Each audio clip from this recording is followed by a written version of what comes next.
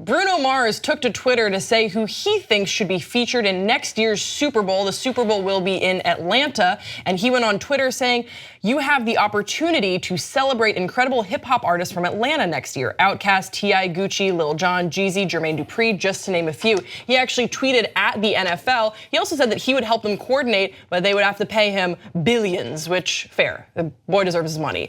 Jason, what do you think about Bruno Mars's proposal? As I've said here on Pop Trigger before, I'm not a huge fan of Bruno. However, I think he's smart. I think he's on the money. And I think that the way hip hop, well, no, not the way the hip hop has become, the way hip hop has been dominating music charts, creating these movements, really being at the forefront of conversation, especially in the last 24 months. Absolutely. Now, whether or not the NFL will jump on and bite and really subscribe to that is questionable because, people like, who's that one irritatingly blonde anchor? Tomi Lahren. She had a meltdown about Beyonce performing with Bruno and Coldplay 2 years ago at the 2016 Super Bowl. And her whole stance was, this is the most American stage. This is, football is so rooted in America. And a lot of people echoed her sentiment. Now, personally, for me, I think Atlanta is chock full of talent. You have, like you said, all those rappers. You have Escape, you have TLC, you have Sierra, you have a lot of, the Braxtons. Atlanta is a melting pot in this hot spot for musical talent. It has been for decades now. But would people like Pepsi, would people like Budweiser, would they get behind that? Would they, because it's all what's the word I'm looking for? It's a joint effort with all these people when it comes to what is presented at the Super Bowl. Would the masses be open to that? I really think that they would, especially that the Super Bowl will be in Atlanta. It seems like it would be quite a snub if they didn't feature some of the amazing hip hop talent that's come out of there, or at least nod to it. Right. And I also think that coming off the heels of the Super Bowl show, most recently with Justin Timberlake, which was described as serviceable by uproxx.com, which I think is great. It was serviceable, but it didn't really cause a buzz. It didn't really get people talking.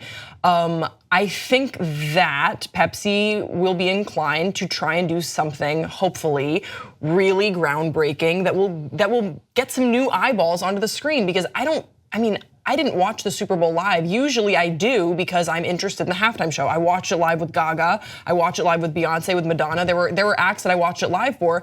Justin Timberlake wasn't one of those acts that I think a lot of people wanted to really tune in. We can't miss this performance, especially when he said that Janet wasn't coming out and that NSYNC wasn't coming out. It's like, all right, do I need to listen to Rock Your Body again? True, absolutely. So I think that hopefully advertisers know that you got to bring eyeballs, and I think that doing the same old serviceable, acceptable, milquetoast, safe sort of performances doesn't bring in new intrigue or attention. And I think if they did something like really involving hip hop from Atlanta, bringing in that culture, I think it would be awesome and very unexpected. And that's why people would want to see it. Right. It's not safe. No one wants to tune into like a safe performance, like a boring performance. That's what we saw, and we're bored with it. It's also so not on the pulse of what is happening right now. Exactly. On where we are. That's what you were saying, Jason. Right. Just that let's move forward with the time. Let's not go back and listen to hits from, Justin Timberlake's great record, Justified, awesome, but that's not current. Right. Let's have a Super Bowl show that's current, that's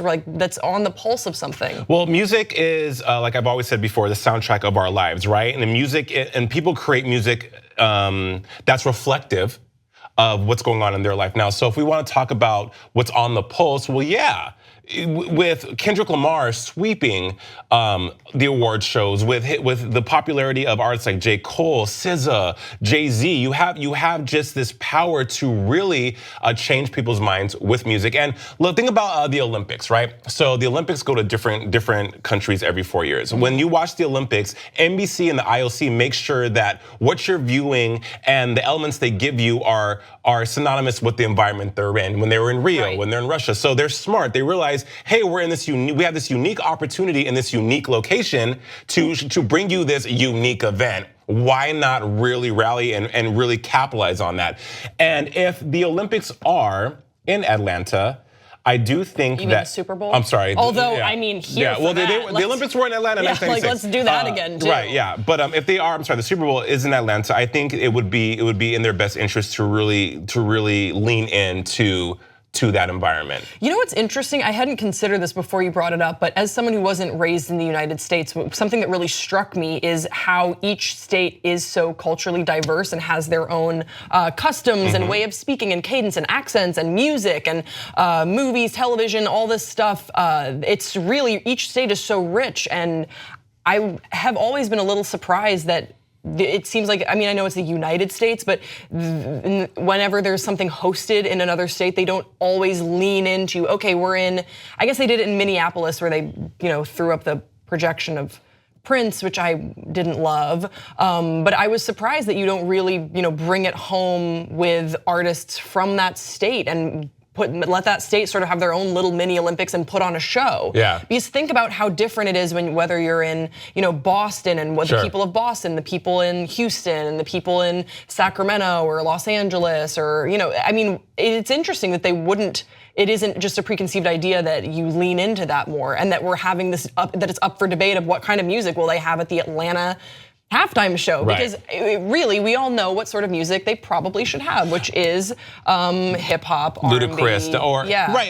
And Grace, it really just leans into my point again of the power of music, though, because you can't deny. There's no way you can deny that hip hop is not a force in music. Sure, the Grammys this year, they kind of said, okay, we'll recognize hip hop is a beast, but it deserves its fair chance. You think a lot of music is inspired today by hip hop. Right. A lot of artists are inspired today by hip hop. A lot of the pop artists that people listen to were inspired by hip hop. So for the Super Bowl to not.